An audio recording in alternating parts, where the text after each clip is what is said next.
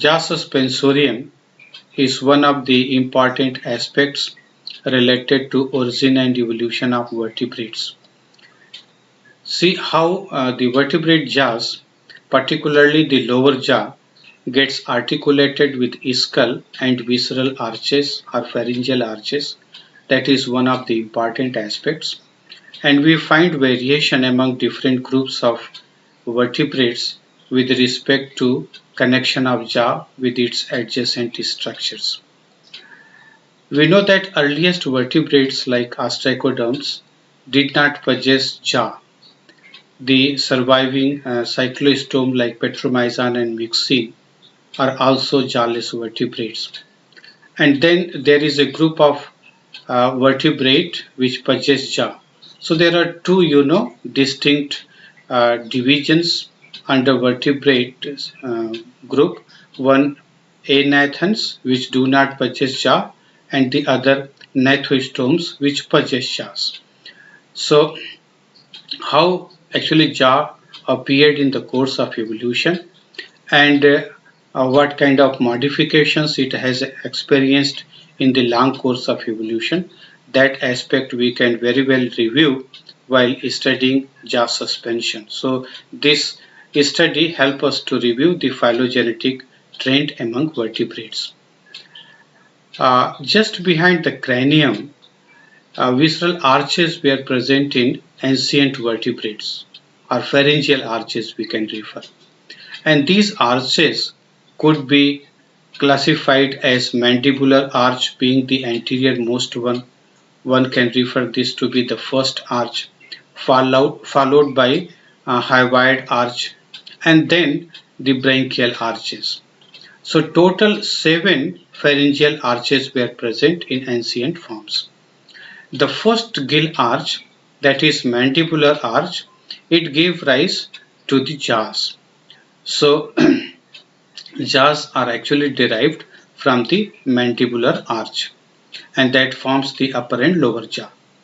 Then behind it is hyoid arch, which may be connected with the jaw or which may not be connected, and that forms, in some cases this columella or some other structures. Then there are gill arches which support gill in fishes, and then in rest of the vertebrates the branchial arches get modified into other visceral arches which support the tongue portion. So if we consider the jaw suspension itself, it could be divided into 4 distinct types. The first one is autodiastylic, which was present in early vertebrates, that is acanthodians. The present day surviving vertebrates do not possess this kind of jaw suspension, autodiastylic. The second one, amphistylic, it was present in Crossopterygian vertebrates and also in primitive sharks. Then hyostylic, it is found in elasmobranchs, that is cartilaginous fishes, and also in bony fishes, that is teleostomi. Then we have the fourth type of jaw suspension, that is autostylic, which was present in extinct placoderms and in surviving chimera, that is holocephali group of fishes, lungfishes, that is dipnoi, and the tetrapods starting from amphibians up to mammals. This autostylic type of jaw suspension is found. Now let us have idea about the arrangement of different portions, particularly jaw and its connection with the cranium and also to the other visceral arches.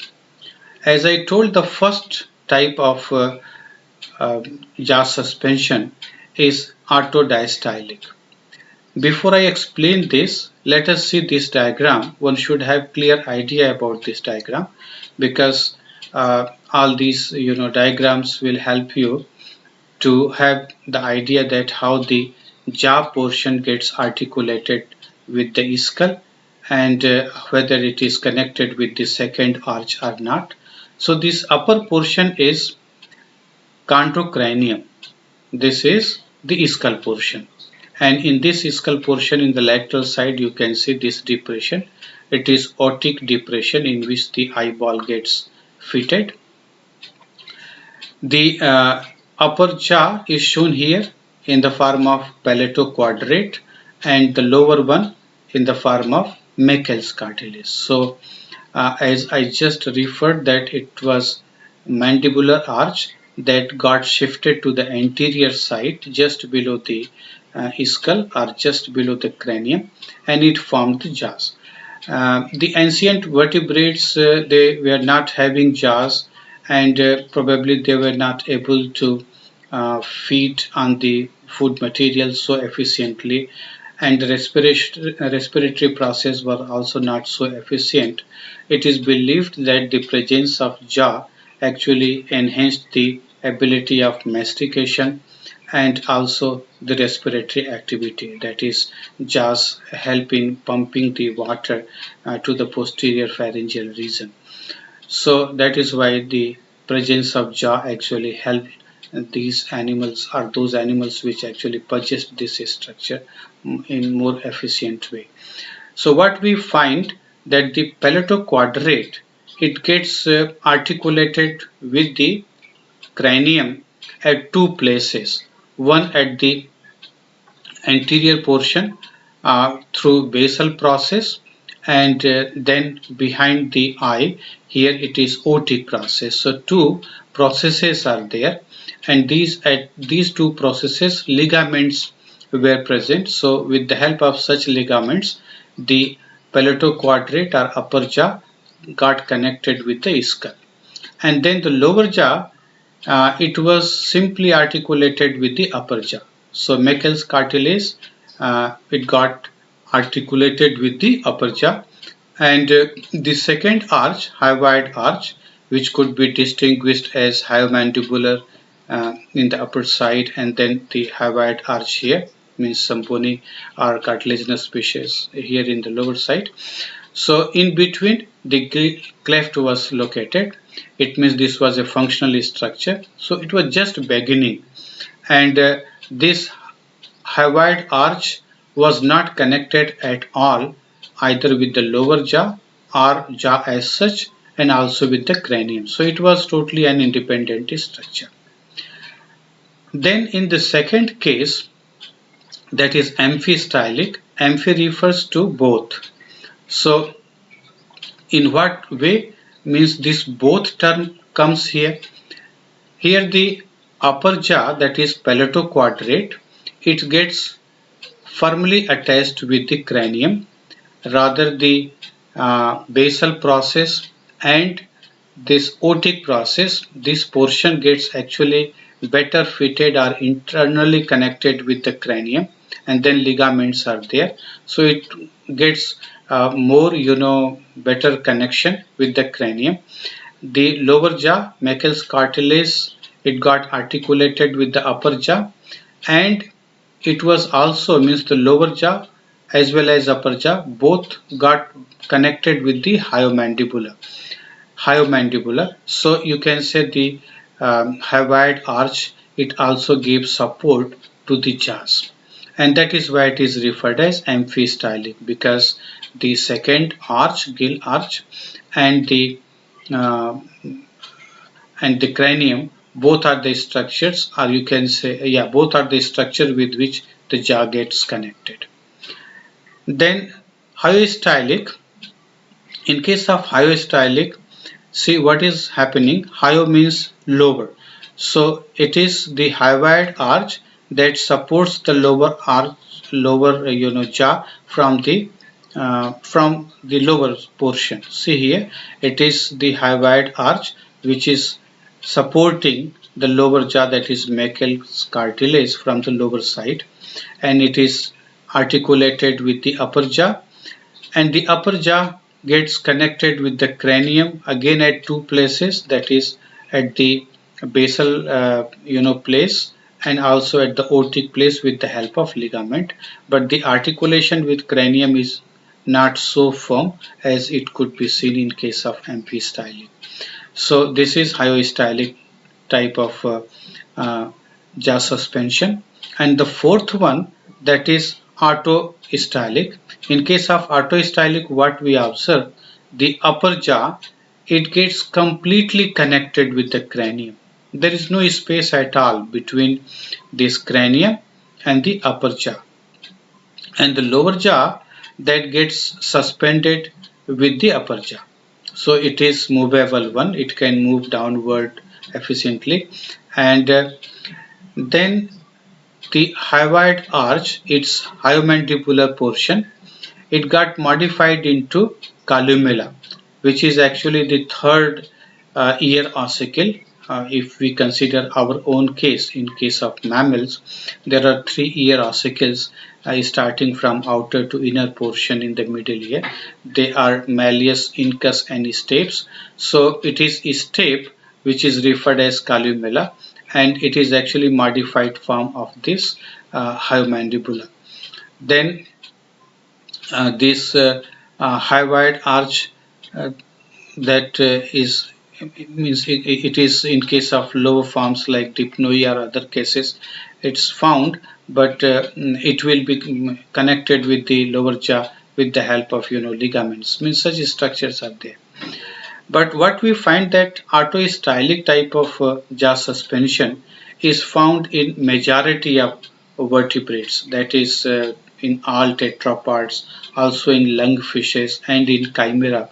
So we find much modification in this autostylic type of jaw suspension. And to make it more understandable, it is further divided into four different kinds of jaw suspension. It is autostylic, which gets further divided into four types, that is holostylic, monimostylic, streptostylic, and craniostylic. In case of holostylic, which is found in lungfishes, the upper jaw fuses with the skull and the lower jaw suspended from it. Hyoid arch is totally independent structure, means it is not showing any articulation with the lower jaw or even upper jaw.